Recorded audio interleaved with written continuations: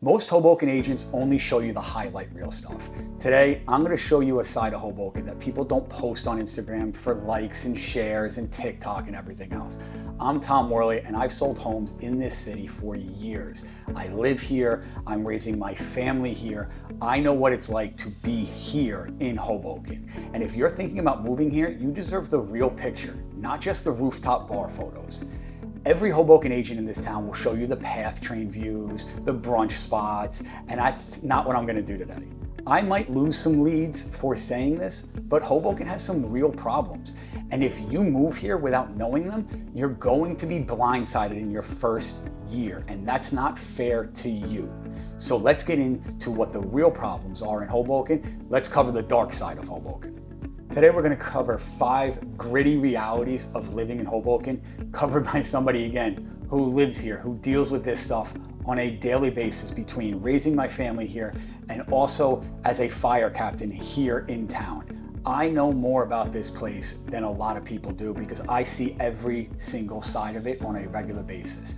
So let's jump in to problem number 1, flooding from the storms. Hoboken slopes downwards towards the west side of the city, so from the river back towards Jersey City. So the low ground is not where people necessarily expect it to be. The area around ShopRite at 9th and Madison sits at one of those lowest points. You know how inconvenient it is to try and do your grocery shopping during a rainstorm or when that area floods? Forget it, you're not getting back there. And it takes on water fast, even when, a quick storm comes through. We do deal with actual, flash flooding in this area. The southwest section of Hoboken deals with the same type of problems. They've got a lot of things that have gone on in this town to try and fix it, and we'll get into a little bit of that. But the reality is flooding is still very much an issue. So if you're parking on the street in certain parts of town, you're going to deal with flooding, you're going to deal with it, and it is unavoidable. If you're looking at ground floor or garden unit apartments, anywhere in the stretch between, let's just call it Garden Street and West, a conversation I have with my clients constantly is we may not necessarily want to look at those places, even if you did fall in love with the exposed brick in the pictures. The FEMA guidelines, the FEMA flood line runs right down the middle of Garden Street, which is something not a lot of people understand. So everything west of Garden Street is considered technically a flood zone, and flood insurance is not getting any cheaper. Now, with all the flooding talk, and there are real issues with flooding as we just talked about, the other big thing in Hoboken, and my number 2 on my list of my 5 gritty things that you have to know about before you move here, is the constant construction and street closures.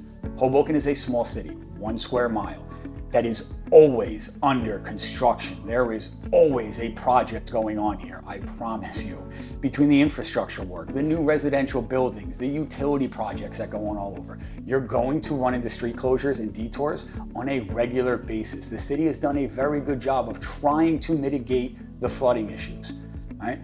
And part of that is constant construction, and the fallout from those flooding issues causes infrastructure changes that are going to cause constant road work and things like that. So a quick drive out of town or a quick run over to ShopRite to get your groceries, plan to get detoured, and they're going to come up unannounced, and you're not going to realize it until it's too late, and that quick ride is going to quickly turn into a 20-minute ordeal just to get there. So I promise you there is going to be issues with road construction and street closures and everything else, but don't worry, because the good news is walkability is rarely ever affected. You can almost always still get anywhere that you need to go in this town by walking, again, because it's only 1 square mile. So the truth is you could walk the entire city. It is very, very walkable, which makes going anywhere on foot easy. It's driving anywhere that's going to be impacted by these, and complicated by these street closures and all the infrastructure work. I truly do wish that I could point to just one ongoing project as an example, but the truth is there is so much work going on. There are so many projects going on across the city right now. It's impossible to keep up with. So that's why number 2 on my list is the constant construction and the street closures.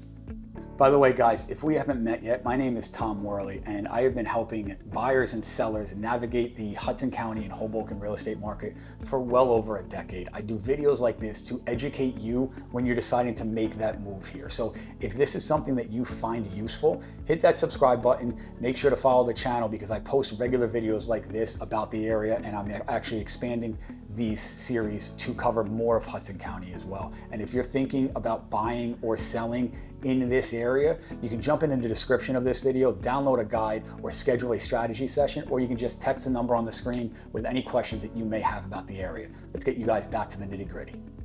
Now, to go along with the street closures while we're on the topic of driving, number 3 on my list is parking is a genuine fight. So if you've ever driven in Hoboken, you understand how limited parking already is. And the more people that continue to come in, the more people that continue to move here, the more scarce parking becomes. Frankly, the more that the city changes the way that we park around here. I live right off of Grand Street, and I look out my window now, and they changed the bike lane, mapped out actual parking spots for cars and things like that. They took away plenty of good parking spots by moving bike lanes and things like that. So if you bring your car to Hoboken, be ready to treat parking like it's kind of a part-time job. Street spots disappear fast, especially once that construction starts and the closures happen and you see all of the no parking signs because this is happening or this building's being built and they're gonna have cranes there. Then you add the early times of the month where renters are moving in and out and they reserve street parking for moving vans and things like that. Now, the nice part is Hoboken, you can get street permits and the parking guidelines are pretty strict. Getting tickets is just kind of a way of life between street cleaning and again, all the no parking signs. But you learn the tips and tricks of when you can park certain places, where there's going to be open parking spots around your building. So while it is a fight, it's not necessarily the end of the world. And the conversation I have with my clients all the time is try the street parking thing for a little bit.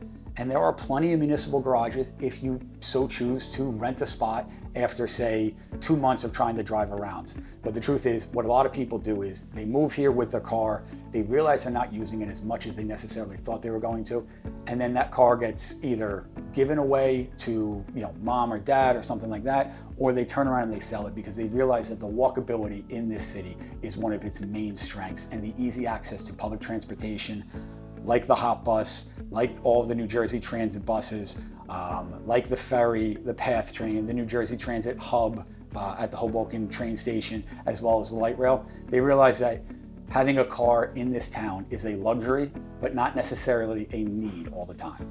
Now, an often overlooked complication, let's say, of having a car is when you park it on the street, and this has happened to me and to my family, you park it on the street and get the emergency call from the Hoboken parking utility saying that you have to move your car because we've had yet another water main break and they need to make emergency repairs on that and your car is in the way. So number 4 on my list is water main breaks are a regular occurrence here, guys. Hoboken's water infrastructure is old and it shows on a regular basis, unfortunately. In the past year alone, the city has dealt with multiple water breaks, including a stretch where 2 separate mains broke on the same day, just a few blocks apart. It happens more than you think and more than you even want to imagine. When that happens, there are times where we get the boil water advisories. There is going to be some minor street flooding caused by the water main break. Cars are going to get towed out of the way for repair crews, and the roads are going to be closed off while that emergency repair gets done. The city has been replacing the aging water lines for years, but the system is old and it's going to break in different parts. It doesn't matter how often that they replace it. It's impossible for them to rip it all up and replace all of it in one shot. So if you move here, expect the occasional boil water advisory, expect that roads are going to be closed because of water main breaks, and expect maybe some low water pressure for runs of time. It's just part of the landscape of living here, but I promise you, it's not something to completely write off moving here. It is something that you learn to navigate, not necessarily something that you try to leave the city because of. Now, let's say that you are one of many people who move here and say, you know what, with all these car issues, I don't need my car. I sell my car and I'll just rely on public transportation. Maybe you get a Zip car membership for when you need to get out of town or go see friends or take a quick trip. Number 5 on my list is the commuter crush. And the PATH train and the ferry are 2 of the biggest reasons people move here. But rush hour is not some relaxing ride. Platforms, they're going to get packed. We've got a ton of people going in and out of the city. Trains, if you know about NJ Transit, trains are going to get delayed. And there's going to be service issues. It's unavoidable. Your whole morning changes when that happens. Even with that said, the amount of commuting options in this 1 square mile is a huge bonus for you when you live here. Between the light rail, the bus lines, the ferry stations like we talked about, the PATH train, the NJ Transit Hub, plus the free city hop bus, you have more ways to get around here without a car than almost anywhere in the state of New Jersey. And the hop bus is great because it comes with an app. And if you're a city resident, you can jump on and off wherever you want to go. And they have their certain lines, you can follow it right on the app. And as it gets close to your building, you simply jump on, you take it to where you need to go, and you hop off. So there are plenty of transportation options. You really don't need a car, but it is a nice luxury to have here. I'm not going to lie. So with all of these problems, Tom, who actually still thrives here, and why would, on God's green earth, would I actually want to move to Hoboken? Guys, here's the truth. None of the things that I covered today means that Hoboken is a bad move. The parks here are genuinely excellent. They are great for families. I have 2 kids of my own, and we are at the park constantly. The city has dumped a ton of money into making sure that families stay here longer.